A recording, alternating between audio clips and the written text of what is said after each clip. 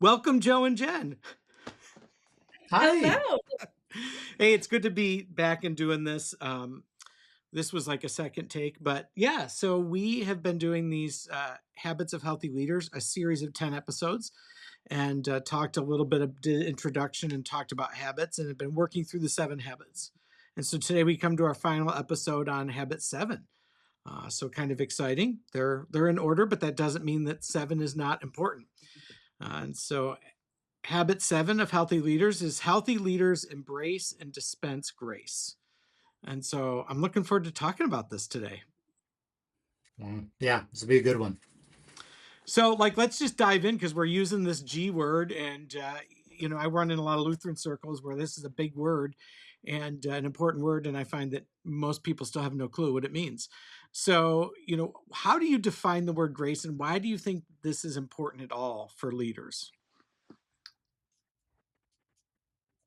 Hmm. Ooh, that's a hard way to start, is even just having a shared definition, right? Well, we don't have to have a shared definition. I think that's part of the point, right? Like that, you know, probably the core of each of our definitions is centered in the same thing, but the nuances of how we talk about it are kind of important. Right. So I would start with a compassionate love, extending an understanding of where other people are and giving them, as you often say, permission to be where they are. And that not necessarily being a reflection of my story, but um, if God is love and grace and compassion and mercy and all of those things, and it's an expression of a God kind of love, I would say. I think so I always kind of like grace, the unmerited favor of God. Right. Mm-hmm. Um but there's a layer in that I think I would pull out, and I pulled up some of my notes on this, and this thought of grace. So let's think of it in terms of God. Grace is God's unearned favor that creates new possibilities in a person's life. Mm. So grace is God's unearned favor over you that creates opportunities and possibilities for you. And I like that kind of way of thinking of, like, instead of that reduced kind of that unmerited favor of God, it's like, okay, well, what does that favor lead to? It creates new possibilities and opportunities for you to become fully human, to become fully realized as an image bearer of God, and that is unearned. That is God just lavishly pouring over you that opportunity. And so, as I think of a leader that is offering grace to someone, it is in like terms, it's our ability to pour over someone, not because they're high donors in the church, not because they are, gatherers of people, and so they have a high degree of influence, not because they're great on the worship team, not because all these things that we tote as like features that everybody wants in their church, right? Everybody wants high donors, everybody wants these things. I'm not saying those are bad, but grace is an ability for you as a leader to, without prejudice, offer onto those around you the possibility and opportunity to grow and expand in who God's creating them to be. Boom, there's my mic drop. There, boom, mic drop. Yeah, I mean, obviously, like that traditional unmerited favor, but I think the word favor is really important, right? Because I think Mhm. grace, we just think, oh, it's blessing people, or it's tolerating people, or it's showing empathy. I do think it's more, right? I mean, those are Yeah, two really strong words together: unmerited favor. yeah. That like you don't deserve this, and I'm so we we were having a snowstorm coming, so I had the kids move their cars under the overhangs, and my son didn't watch out and ran over, like, a piece of equipment, and Mm, and ruined it, right? And it was not like this, $500 things. It wasn't a $5 thing, whatever. And he's like, hey, I didn't look, I ran it over, I've got some money from this or this, I'll pay this or whatever. And like, I could have gotten mad and annoyed, and and made him pay for it. But it's like, I also could have thought ahead and moved that, right? And so, and oh, I'm not gonna make this poor college kid, like, come up with $30 that he barely has, when I can just, spend the $30, right? It's a simple example, but I think kind of there's this not deserved nature, and there's this, it goes beyond of like just letting you tolerate, to say, actually, mm, I'm going to take responsibility for that, right? Like, I'm going to own that. And I do think those two words together, I mean, it's fancy theological definition, but those are words that don't go together in our culture at all. Favor is yeah. not something we like at all anyway, but unmerited favor. I mean, even some of the preaching that happens in churches that is, theologically challenged, is the best way to say it, talks all about merited favor, right? Yeah. It's exact opposite of like works righteousness or earning your way to heaven. It's the exact opposite of the prosperity gospel. It's opposite of all of those things. I think part of the reason we can't explain it is because we have nothing in our American culture that looks anything like it. Nothing. Yeah. Yeah, I think like there's two sides to that coin, I think, and you depicted one of the sides of God's grace in light of me being someone that made a mistake, and and how does God deal with that mistake in the sense of like, you know, God's grace and salvation, that while I was yet a sinner, Christ died for me, right? That kind of thing. That I'm a sinner, I made a mistake, and God's grace says, hey, look, let's fix this thing. You see that in Ephesians, and I pulled it up here in Ephesians chapter 2, verse 8 through 10. You see two sides of this coin, I think, working together when he said God saved you by his grace when you believed, right? So that's an unmerited favor. And you can't take credit for this, he says. I'm reading out of the NLT. It is a gift from God. Salvation is not a reward for the good things we have done, so none of us can boast about it, right? So that's that one side of it. But then he ends it in a peculiar way in verse 10, where he goes, listen, you're God's masterpiece. He created us anew in Christ Jesus so that we can do good things he planned for us long ago. So I think there's also like, and this is where I like to kind of lean more in. It's not simply that you made a mistake and so you need God's grace, but that you are a masterpiece, and God's grace opens the door for you to actually live in that workmanship reality. And so I that's what I love about it. It's grace isn't just because like, oh man, you really screwed up, you need my grace. It's you are a masterpiece, and my grace that I lavish on you opens up the possibility of you becoming that. Right. Or living into, I would say even more like living into who you were actually created to be, right? Like God Mhm. designed and wired us as very good. And that's how he sees us. So when I hear you talking about God's favor, at first I'm like, do I see it that way as like God's or like favor onto one another?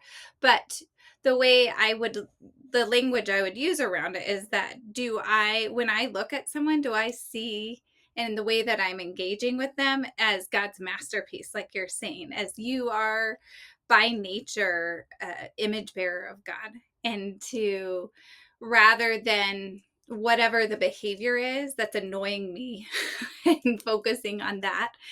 And that's probably why I defined it as like extending, it's almost like it's extending God's love is how, because when we were saved by grace, not by anything we could do, that is an extension of God's like unimaginable love that we're not even fully capable of. And it requires a level of maturity that's very challenging to be able to engage with one another from a place of being able to see the beauty of the masterpiece and not whatever it is from my perspective that's frustrating or annoying, and needing to extend grace to the sinner or whatever, or forgiveness.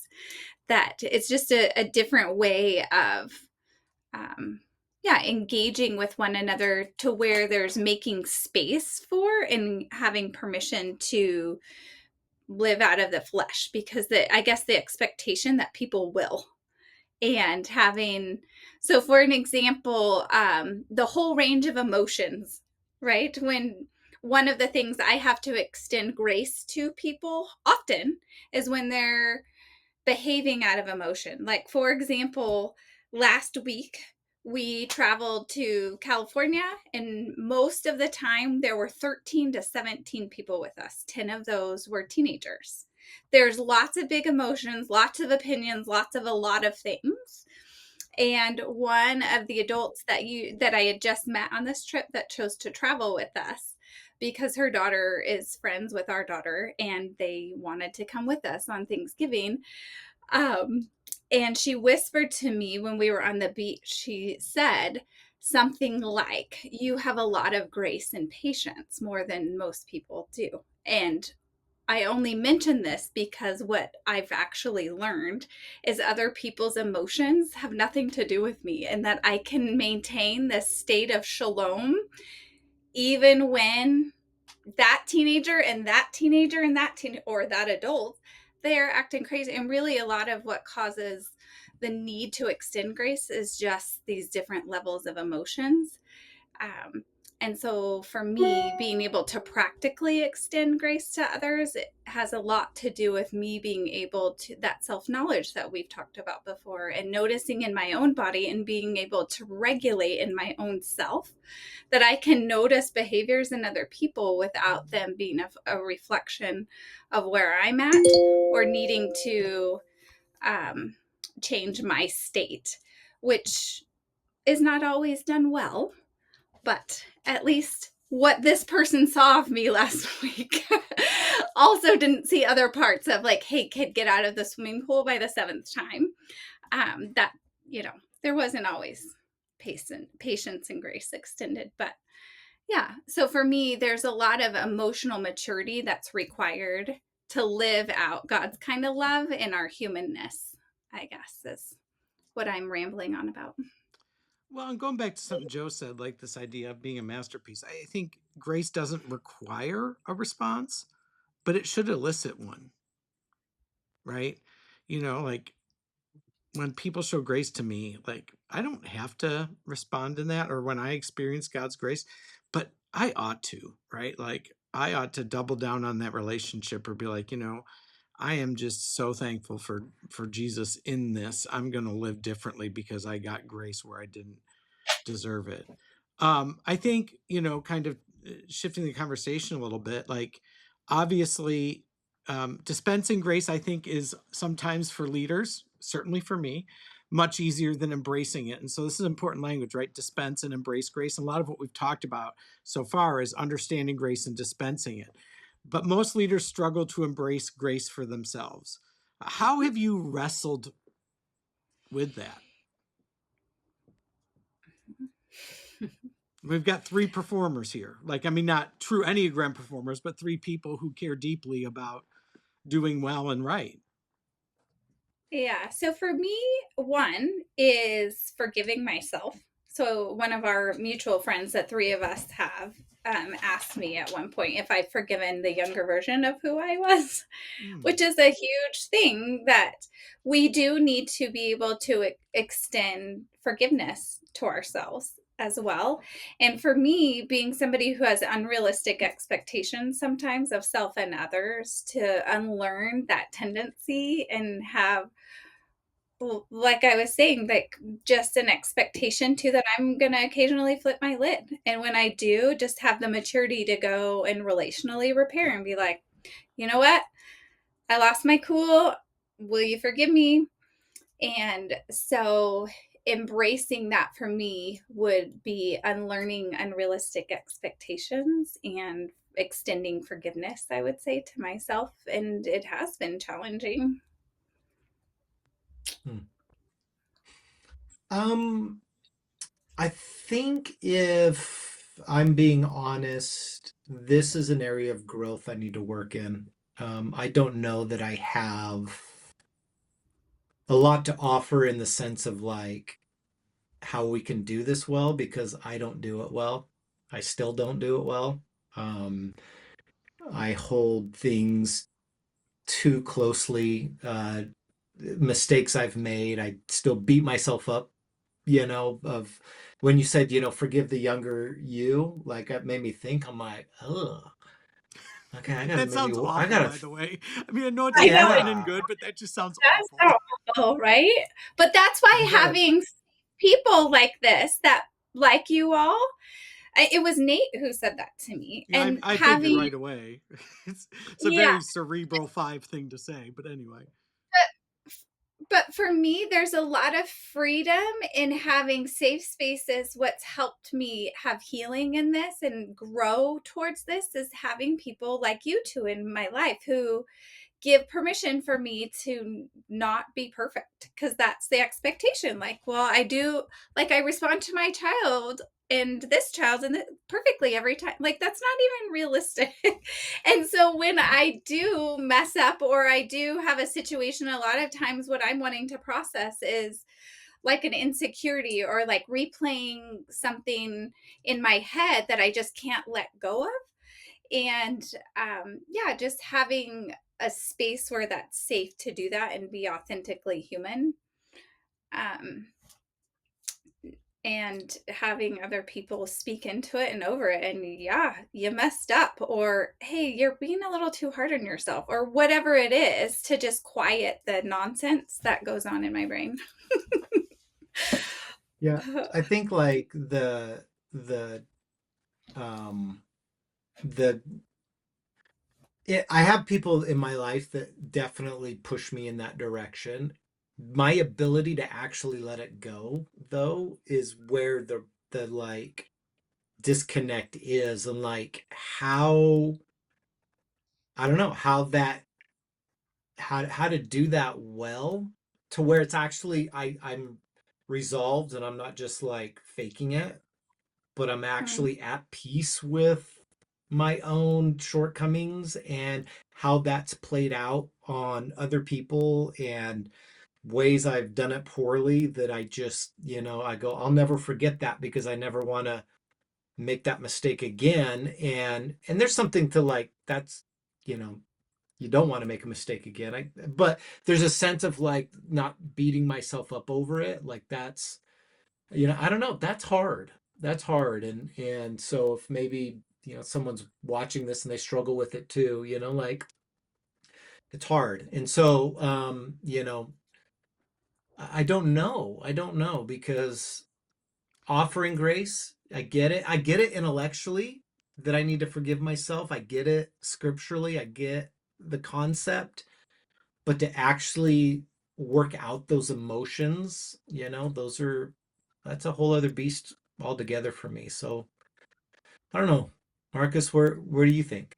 I mean, as I'm listening to both of you, I think I mean, not just because I am on the screen, but like I'm literally between the two of you. I think for me, Joe, I actually have gotten to the place for the most part. I mean, the really big stuff will sometimes creep in where I don't like beat myself up over past failures. Where I've not gotten to, and it's the very thing I'm focusing on with my counselor right now, like where I've not gotten to is how do I be okay with myself when I'm not meeting my own standards?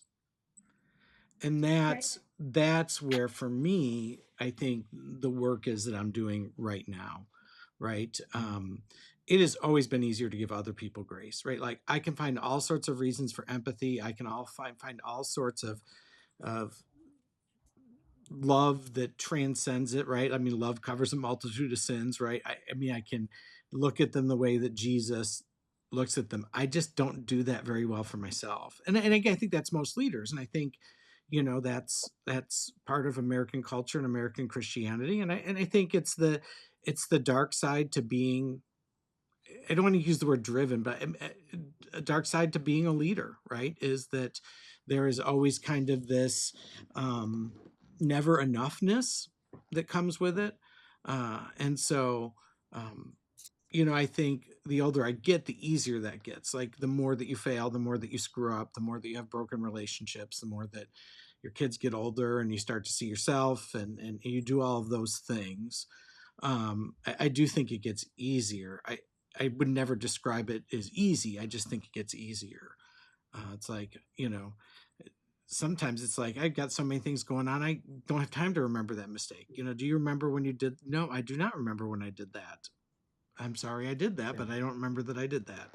Um, so I think that's kind of where I'm at when it comes to all this. Any other thoughts on what embracing and dispensing grace might look like? I mean, I think we've covered a lot, but anything else that you would say for leaders out there, that as you think about what it means to embrace and dispense grace, what that looks like? I think the last thing I might just think about is that when I think of God's grace, I think of it as an initiation on the part of God, that he moves towards us with grace. Mm, And when we're dealing with people in ministry, um, we should we should model that by moving towards people with grace.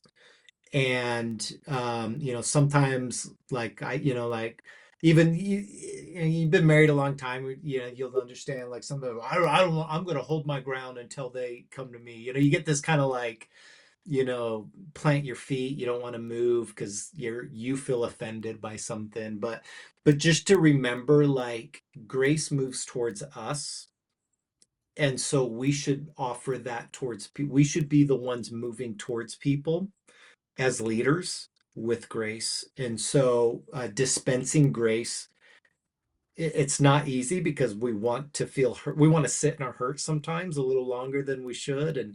But to always remember that grace moves towards people. And so whatever that looks like, and whoever's listening to this, and what they're going through, that, um, be like Jesus, move towards people. yeah. And yourself move towards Jesus. Yeah. Or maybe not move back when Jesus is moving towards you. It's like when you see a bear, you're supposed Totally. to take a couple steps back and not turn Yeah. around and run. And it's like I think sometimes as Jesus approaches me with grace, I kind of do that same thing. It's like, whoa. Colorado life. You're in Idaho. You understand this bear and mountain lion business. Sure. Yeah, In the city. in the It's city. right downtown. Well, it happened in Colorado. Any other thoughts on this? Well, thank you both so much. This has been really great conversation. So I really appreciate it as always. And yeah, thanks for riding along with us. No, thanks for having us. Yeah, Awesome. thank you. Thank you for listening. We encourage you to keep the conversation going. Voices in the Wilderness is brought to you by Preparing for Amazement Ministries, where we empower and equip churches and leaders to create lasting and transformational health. Please visit amazed15.org to learn more. We welcome any comments or suggestions for the podcast, for guests, for topics. Simply email us at podcast@amazed15.org.